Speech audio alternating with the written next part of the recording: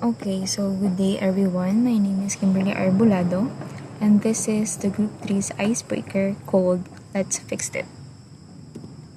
For the mechanics, jumbled letters are presented and all participants in each group are allowed to guess the given words. When the words are shown already, participants only have 10 seconds to guess.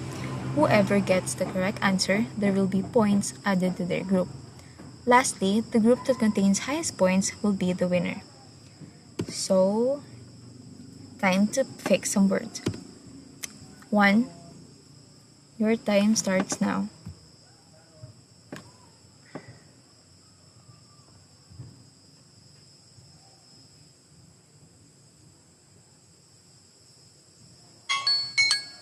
Okay.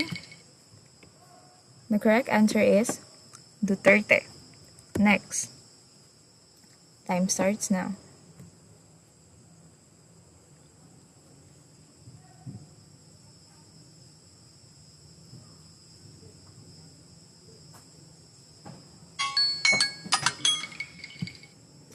Okay, the correct answer for this one is marriage. Third.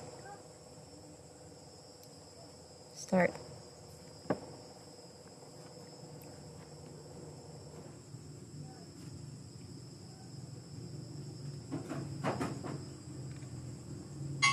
Okay. The correct answer is cheating. Next. Time starts now.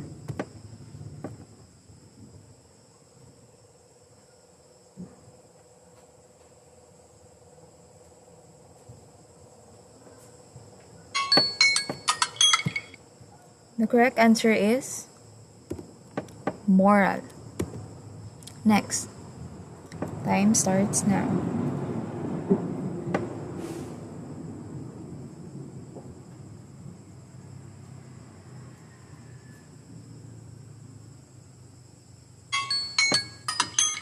Time's up.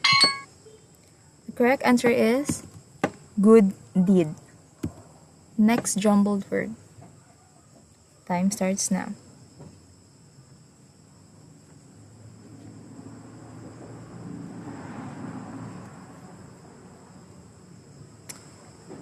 Okay, time's up. The correct answer is violence. Next. Okay, time starts now.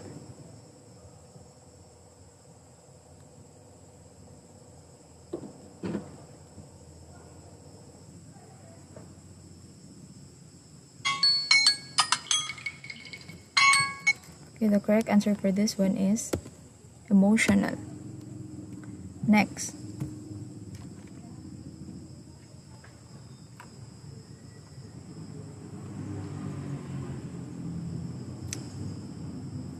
Okay, time's up.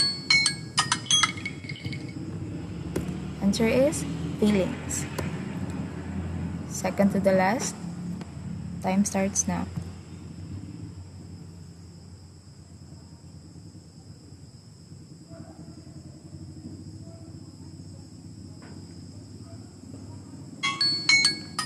Okay. The correct answer for this one is vice ganda. Lastly, time starts now.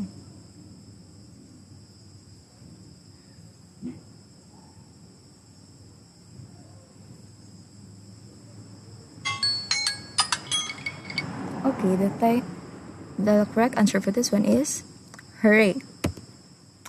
So for all the groups that have that for the groups that contains high score will be the winner. Will be considered as winner. Okay, so that would be all and thank you. Good morning, everyone, especially to you, Sir John. Today, I'll be discussing about Lesson 9, the challenge of ethical subjectivism. So, let us discuss what is ethical subjectivism. So, ethical subjectivism is an ethical doctrine which holds the belief that there are no objective moral properties and that ethical statements are in fact arbitrary because they do not express immutable truths. Instead, moral statements are made true or false true or false by the attitudes and or conventions of the observers, and in any ethical sentence just implies an attitude, opinion, personal preference, or feeling held by someone. For a statement to be considered morally right merely means that it is met with approval by a person of interest. Judgment about human conduct are shaped by and in many ways limited to perception. So, some people might think that ethics is simply just a matter of whether they approve or disapprove of a certain views or actions. For simplicity, they would rather base notions of right and wrong actions on their feelings or sentiments about particular issues. At the onset, this theory already violates the excuse me, first principle of first principle of the minimum conception of ethics, which has something to do with necessity and coming with reasoning that is rational and not based on emotions or preference. Hence, this has been identified as a non-ethical standard. In this lesson, we are going to comprehend the great lengths on why this framework cannot be utilized as a means of justifying whether a certain action or decision is ethically wrong or right. So, can emotions affect ethical judgment? This will be answered by my fellow group mates, and once again, that will be my report for today. And thank you, everyone, and have a great day. Okay, good morning everyone, or good day. This is Kimberly Arbolado, and I'm going to report same-sex marriage for Group 3. Okay, same-sex marriage in the Philippine Congress. What comes in your mind when we hear the term same-sex marriage? Okay, same-sex marriage is the marriage of people of the same legal sex. So for example, Isa Sigera and his wife, Vice Ganda and Ayon Perez. So there are couples who live in Philippines who got married in another country since Philippines doesn't support same-sex marriage. Okay, we all know that Philippines is a religious country that doesn't support legally same-sex marriage. But there are still some people who live in Philippines who support LGBTQ community that is not against same-sex marriage. Now, we will listen furthermore on our group's topic to know what other people think or reactions about other people's reaction about this kind of issue and to know the best reason for it to consider right or wrong. So, please welcome the next reporter. Hey everyone! Today, I want to talk about an intriguing concept in ethics called ethical subjectivism. It's like taking a deep dive into the realm of morality and feelings. So, let's jump right in. So, ethical subjectivism is all about the idea that our moral opinions are, at their core, based on our feelings and nothing more. It started with this simple notion that morality isn't some cold, hard fact, but rather a matter of sentiment. Ethical subjectivism argues that what's right or wrong isn't set in stone for everyone. It's different for each person because it's based on our personal feelings and opinions, rather than some universal rules that apply to everyone. So, if someone thinks lying is bad, it's not because lying is universally wrong. It's just that person's personal feeling. On the flip side, if someone is okay with a little fibbing, they aren't seen as morally wrong in this framework because morality is thought to be based on personal preference. Ethical subjectivism is pretty cool in that it embraces different opinions and cultures. It's like saying, hey, everyone's entitled to their own moral perspective. But, and this is where it gets a bit tricky, it makes us wonder how societies can ever agree on morals without some universal rules. So, the big question here is, how do we find common ground on morals if everyone's moral compass is pointing in different directions? And There's this concern floating around that ethical subjectivism might make us think all morals are equally good. That's a bit like saying, hey, lying is just as good as telling the truth. Some folks worry that this could make it hard to talk about moral progress. In a nutshell, ethical subjectivism is like opening the Pandora's box of morality. It's all about personal feelings, diverse perspectives, and a touch of uncertainty about how societies can agree on what's right and wrong without some universal rules. So, as we navigate through this ethical maze, let's keep questioning and exploring. After all, that's what makes philosophy so fascinating. Good day everyone, I am Junkari Kalasang. My task is to give an example of ethical subjectivism. So I have here an example or scenario that will clarify the definition of ethical subjectivism. So Bob has two children. While at the convenience store, one picks up a bottle of Coca-Cola and spills it all over the floor. Bob bends him over his knee and gives him a good swat on his behind. A woman who saw interrupts the spanking by yelling at Bob, "Hitting your children is horrible." Bob's response is, "You have no right to tell me what is right or wrong. With raising my own kids, only I can determine what is right and wrong for them." So, this situation can be considered ethical subjectivism because Bob is asserting that only he has the authority to determine what is right or wrong for his children.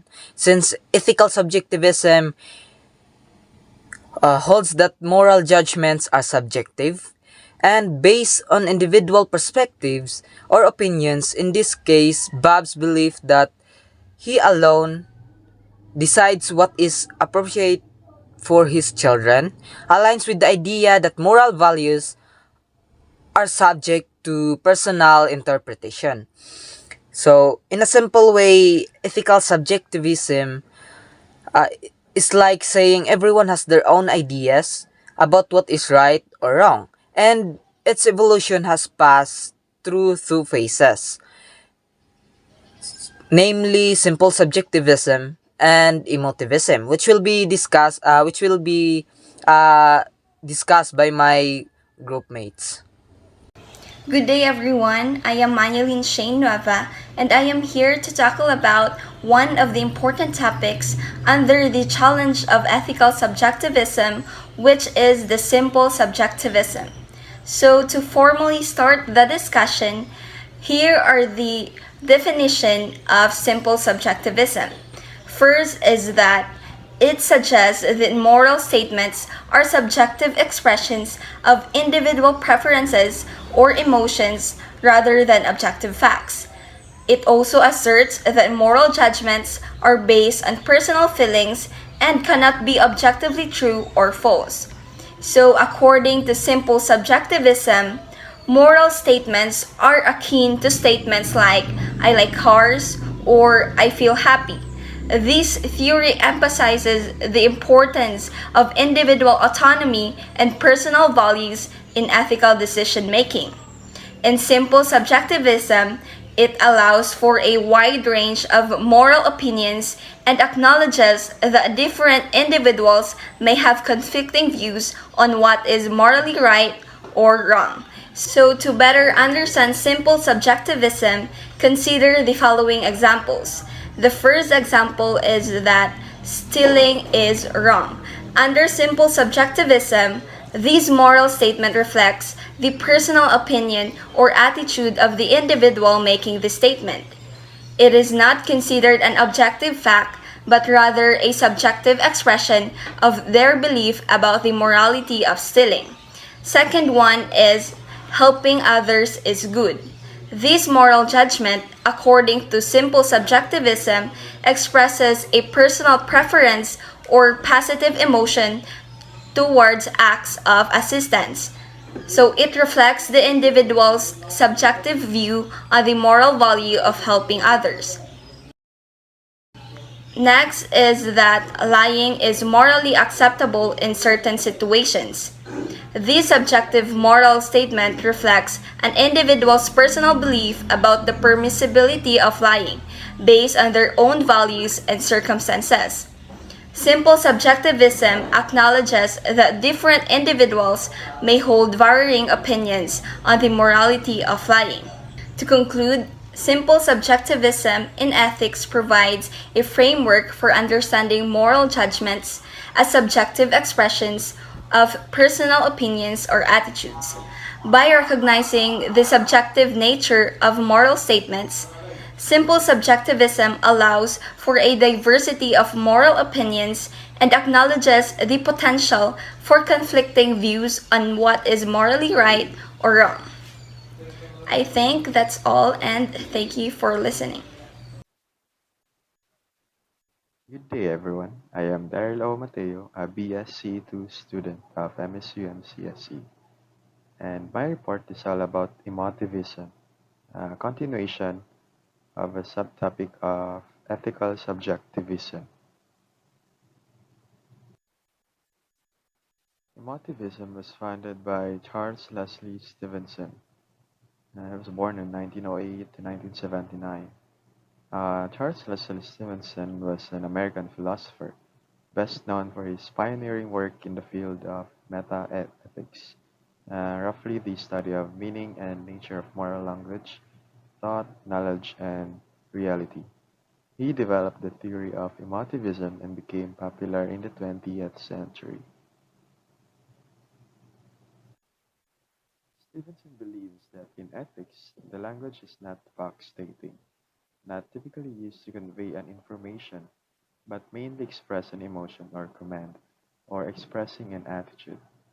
And Stevenson believes that actually ethics, the relationship of emotivism about ethically right or wrong, doesn't imply that the thought that it is given is fact, actually fact, but it is just a mere expression to express something in command or in attitude.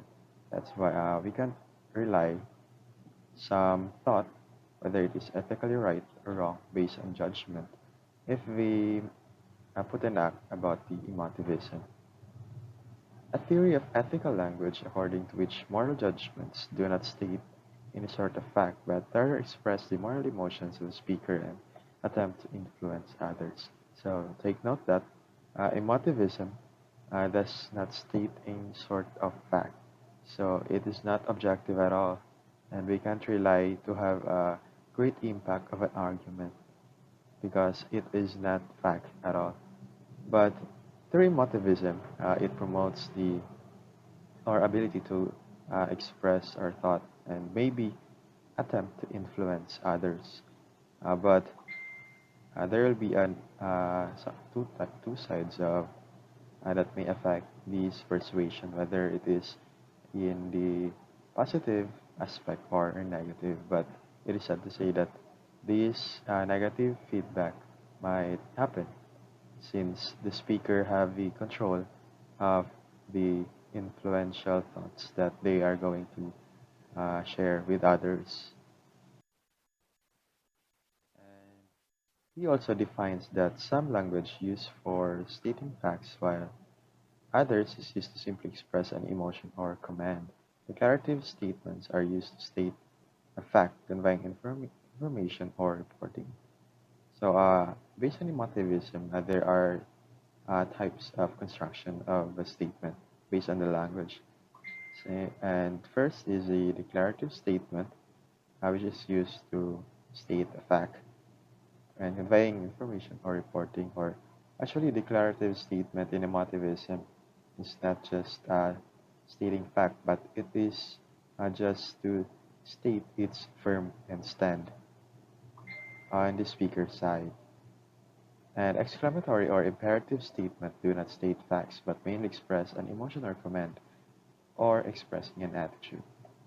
Though the importance of language in the exclamatory or imperative statement coincides since emotivism is purely aspect of expressing its emotion The combination of the language makes it much more different from simple subjectivism, since it is an apply of diction to properly express the thought and the judgment that they have, and also to have clarity of the persuasion that may have takes place.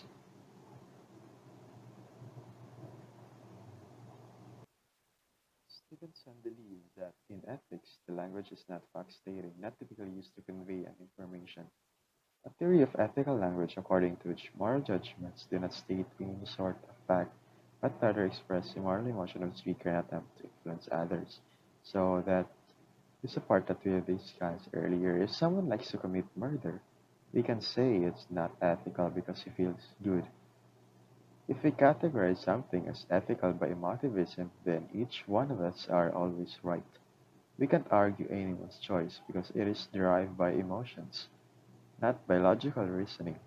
If we perpetrate this act, then it leads to a chaotic environment, just like the Mad Max movie. In such hypothetical scenarios, people are no longer ruled by reason, but by the dark sides, desires, or compulsions.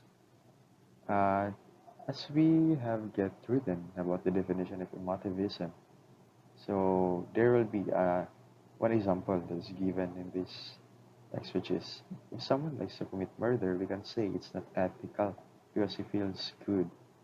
And actually, that's the negative side of emotivism, since emotivism is deeply subjective in act and always depend on the doer or in the speaker. So, since simple subjectivism is there is an agreement and disagreement, but in emotivism, we can disagree because its judgment is based on uh, feeling or personal desire.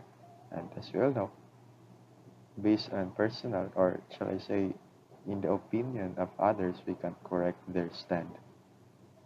And also, emotivism is not logical in reasoning. So it means that there is no further explanation on why do they do their act or why do they like to commit murder. Actually, based on their likes or in their feeling, maybe that's their point, but it is not logical at all that it is not accepted in the argument.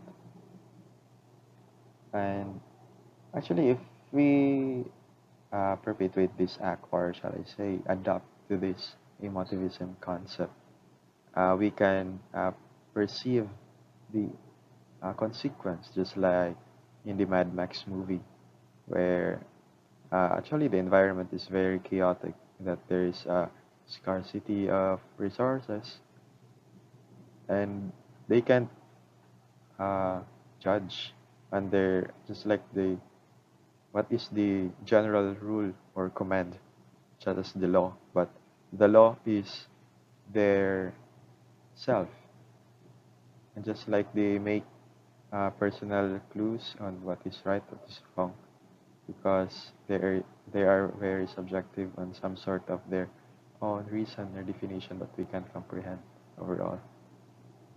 And in such hypothetical scenarios, we will no longer ruled by reasons but by dark desires or compulsion.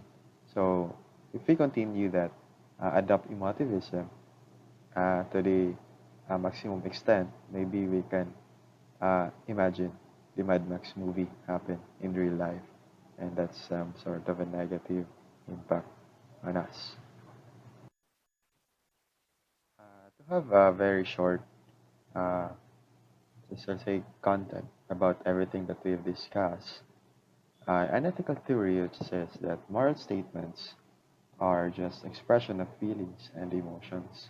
So that is the emotivism, and it is not cognitive theory because since it is based on feelings, then we can use a logical reasoning, and it is not a very strong argument if we take a judgment. And ethical statements cannot be proved true or false since emotion is just like an opinionated status that we can correct. nor we can disagree and agree. Therefore, objective moral laws do not exist, and that's the consequence. To open for the some sort of a small difference of emotivism and simple subjectivism.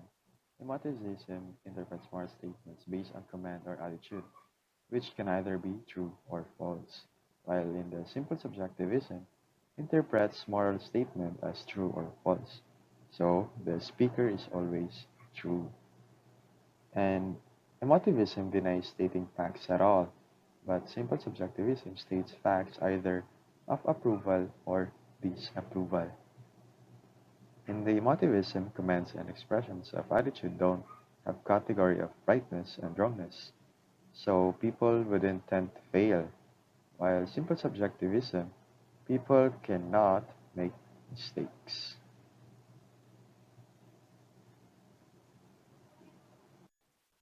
And that's all for my report about emotivism. And by the way, I am Daryl O. Mateo, a BSc2 student of MSU MCSE. So, since Daryl discussed the what emotivism is, so I'm the one who give an example of it. So, yeah.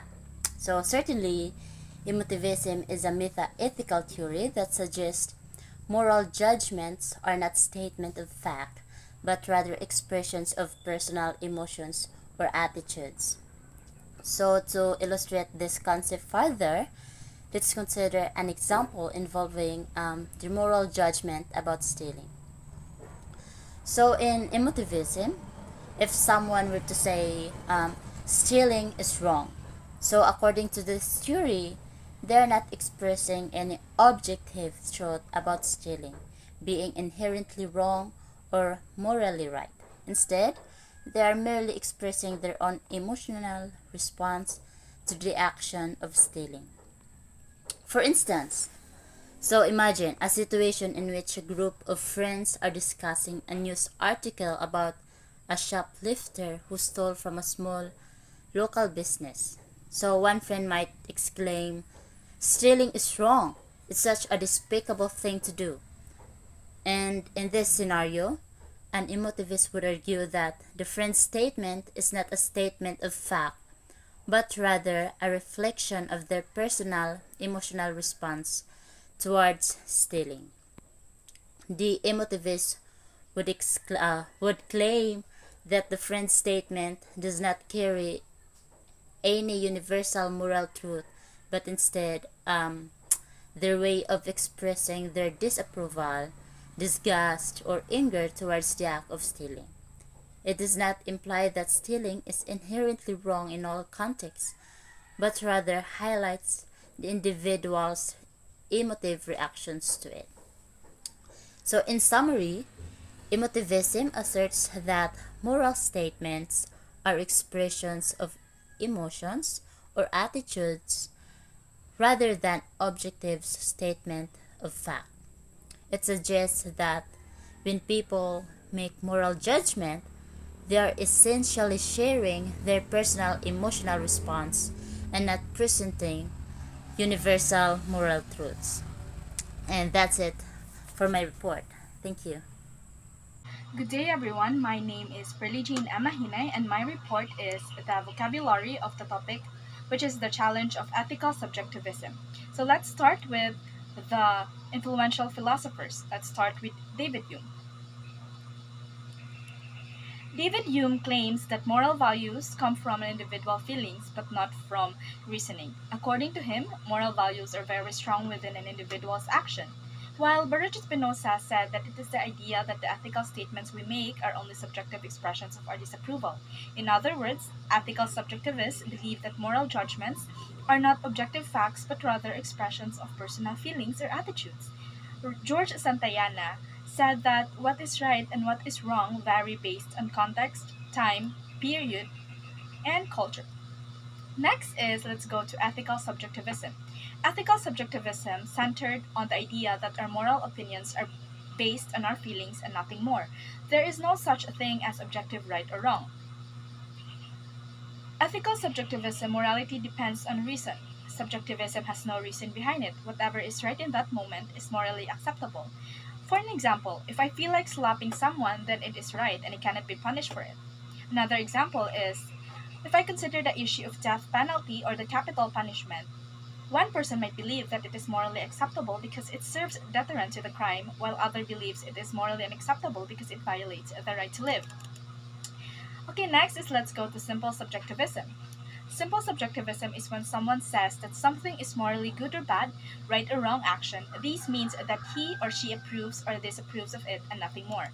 Simple subjectivism states that when a person says that something is morally good, this means that he approves of that thing and nothing more, or vice versa.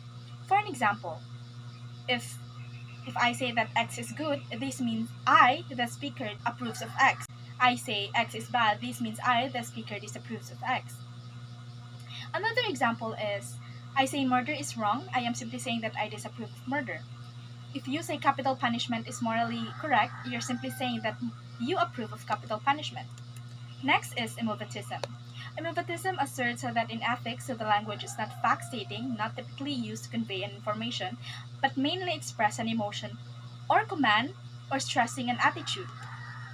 Emotivism is the moral judgments express and arouse emotions, not beliefs.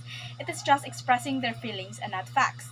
For an example, cheating is bad. Cheating is bad would only be a reflection of the speaker's feelings about cheating. That's why this theory is called emotivism because it's based on the emotive effect of moral language. This is emotivism, which is the view that moral claims are neither statements of objective facts nor statements whose truth is subjective or culturally relative. Instead, moral claims are expressions of our emotional reactions. So, guess that is all. Thank you for listening. So, good day everyone. Today we'll delve into the vital topic of the importance of moral facts. It is crucial for us to understand that ethical judgments should not only stem from our emotions or preferences, but also be supported by solid reasoning. Let's explore why it is essential to provide strong justifications for our ethical beliefs. So, imagine someone says, murdering babies is bad. What do you think should follow this statement? Well, the person should provide reasons why it is bad, right? It is not enough to make an ethical judgment based solely on our emotions or subjective sentiments. We need good reasons too. So, now let's discuss the relationship between facts and ethical judgments. So tell me how facts are relevant in this context. Facts provide a basis for our ethical judgments. They give credibility to our reasoning. Just as premises or reasons are necessary to reach a logical conclusion, the facts we present must be relevant to our ethical judgment.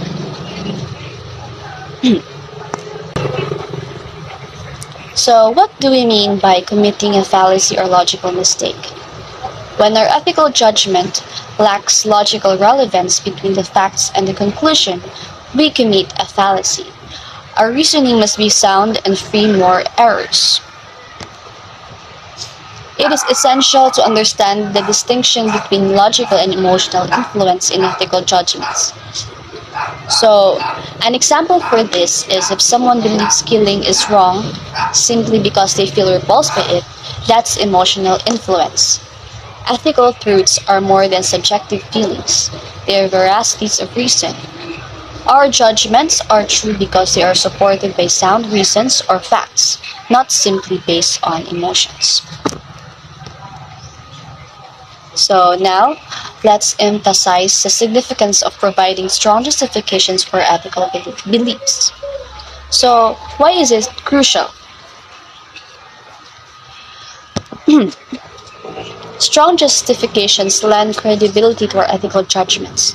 They allow others to understand and evaluate our reasoning. By presenting robust justifications, we allow others to engage in meaningful discussions and evaluate the validity of our ethical stance. So, that concludes our discussion on the importance of moral facts. Remember, Ethical judgments should be grounded in reasoning supported by relevant facts, not solely on subjective emotions. By cultivating a deep understanding of this concept, we pave the way for more meaningful discussions and a better understanding of the complex world of ethics. So that's all for today. Good morning, everyone. My name is Jesame Ozaraga. I will be your last reporter from Group 3. My task is to summarize the lesson of challenge of ethical subjectivism. First, we have same-sex marriage in the Philippines. It is commonly known fact that movement in the Congress have ensued to pass a law that allows couples of same sexes to be legally protected. The legal framework for marriages in the Philippines is primarily based on civil law and is influenced by the country's predominant Catholic culture. The Family Code of the Philippines, which governs marriage laws, explicitly defines marriage as a union between a man and a woman. Though efforts to introduce legislation supporting same sex marriage have faced resistance, often rooted in conservative cultural and religious beliefs.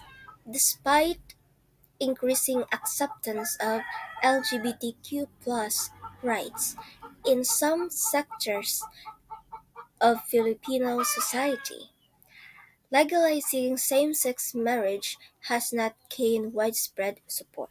In short, no legal same sex marriage in the Philippines due to cultural and religious influences, predominantly Catholic society.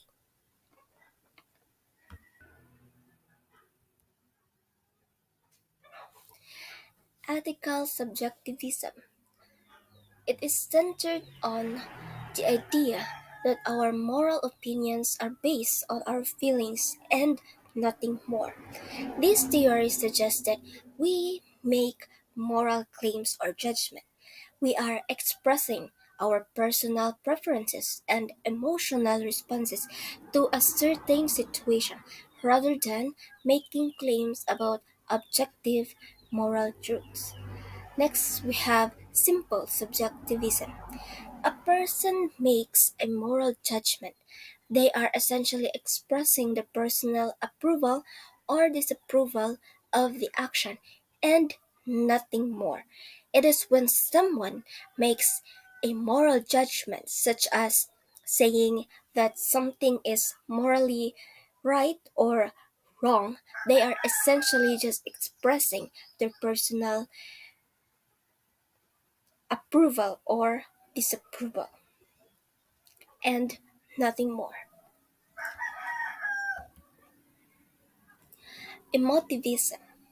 It is a meta-ethical theory that originated in the early mid-20th century, primarily associated with philosophers such as A.J.